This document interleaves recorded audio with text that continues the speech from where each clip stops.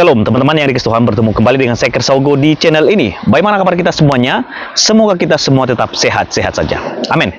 Di kesempatan ini saya akan mengajak kita mendengarkan cuplikan video dari Babe Haikal yang mengklaim bahwa koin itu karena ada tulisan Palestina dan di bawahnya ada tulisan Ibrani, dia mengklaim bahwa itu adalah uang Palestina dan Palestina itu sudah ada dan sudah merdeka pada waktu itu ya. Nah, itulah sebabnya kita akan mendengarkan video ini. Setelah itu saya akan menunjukkan kepada Anda video yang sangat baik yang memberikan edukasi mengenai apa arti daripada tulisan-tulisan di koin tersebut, supaya kita juga mengerti dan tidak sembarangan percaya dengan apa yang disampaikan oleh Babe Haikal ini. Seperti apa cuplikan videonya? Kita langsung saja dengarkan bersama-sama. Nggak ada mata uang yang tulisan Israel. Ini koin yang saya punya nih. Ini koin tahun 1927 Palestina, bro. Ini yang diributin kemarin ya? Oh ya, pernah saya unjukin. Ini sebagai fakta bahwa Israel tuh nggak adil, orang baru. Iya, ini duitnya.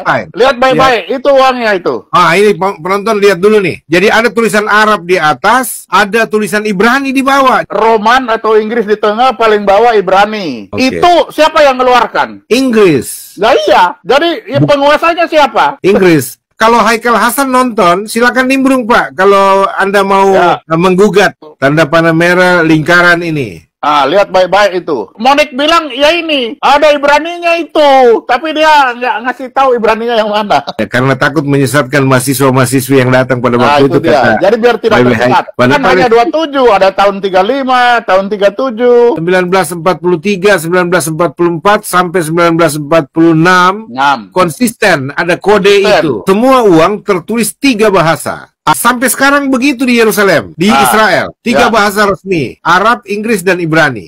Oke. Pada tulisan Ibrani, sesudah tulisan Palestina, di dalam kurung ada singkatan huruf Alef dan Yud yang merupakan kependekan dari Eretz Yisrael, yang artinya adalah tanah Israel. Nah, lo. Oh, jadi singkatan itu Eretz Israel ini itu artinya tanah Israel. Palestina, tanah Israel. Ini bukan karang-karang loh Babe Haikal. Kalau faktanya begini, Babe Haikal cuma punya 1 Pak, koin. Pak Ponto bukan cuma punya koin, koinnya banyak lagi Pak Ponto punya tadi. Babe Haikal cuma punya 1 Pak, koin. Ya, ini kan itu coba di uang kertas kan ada.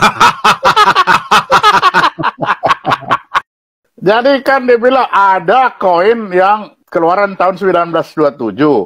Jadi benar dia, koin itulah yang sebagai bukti bahwa siapa yang berkuasa di Palestina saat itu koin itu. Nah, sekarang mari kita bahas koin itu. Dari koin itu kita akan bisa membuka rahasia di balik koin. Siapa penguasa sebenarnya? Ya kan, kalau menurut beliau kan Palestina. Apa benar Palestina? Mari kita lihat. Sejarah mata uang pound Palestina. Itu bayangkan dari pound Palestina dibahas di Cikarang. Bukan main. Nggak perlu ke sana Pak itu. Nggak perlu kayak Babe Haikal langsung datang ke sana. Iya, yang penting fakta. Ini merupakan mata uang yang ada pada waktu itu. Itulah, ya. Nah itu poin keramatnya di tengah itu. Barangkali ada yang tidak tahu Gaza. Ini sebagai pengantar aja.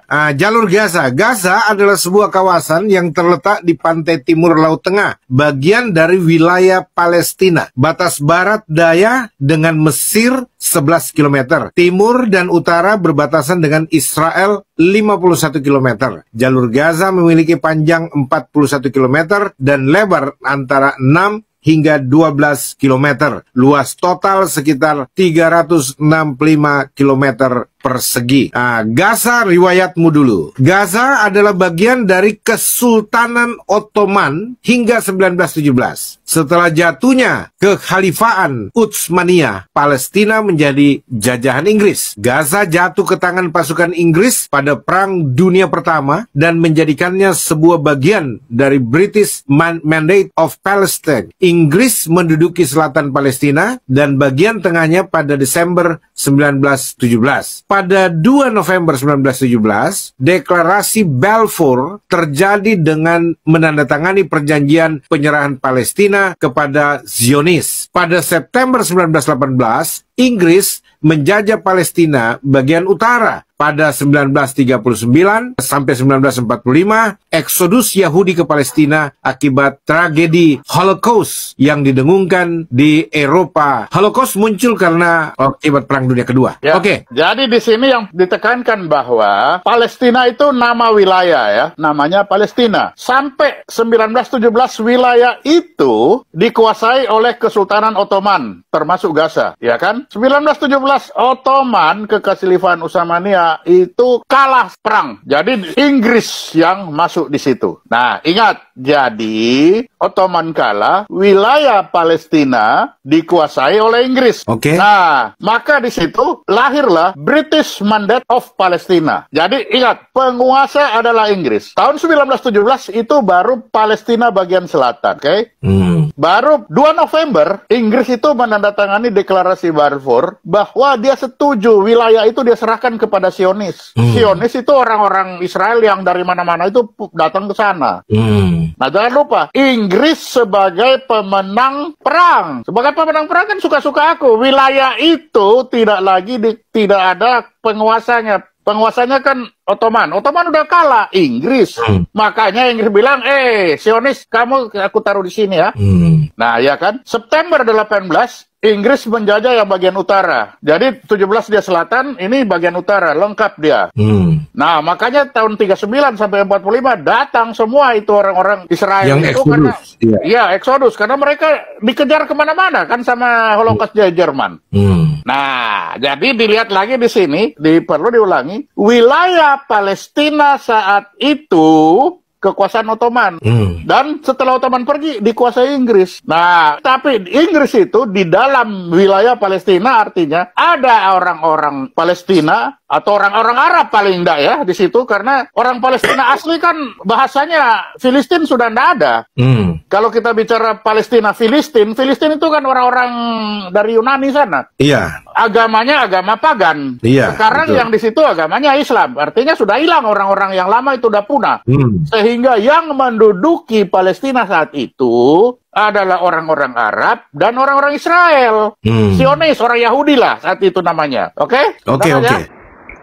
Oke teman-teman yang dikasih Tuhan, demikianlah cuplikan videonya. Sangat jelas apa yang disampaikan di dalam penjelasan video yang kita dengarkan. Kiranya video ini boleh memberikan edukasi dan kita juga tidak boleh sembarang percaya dan kita mestinya harus mencari sumber datanya dari mana. Sehingga setiap apa yang kita lihat dan kita perlu uji dan teliti. Jangan hanya langsung telan dari apa yang disampaikan. Seperti misalnya Babe Haikal ini. Kiranya video ini boleh menjadi berkat, Tuhan berkati kita semua. Shalom.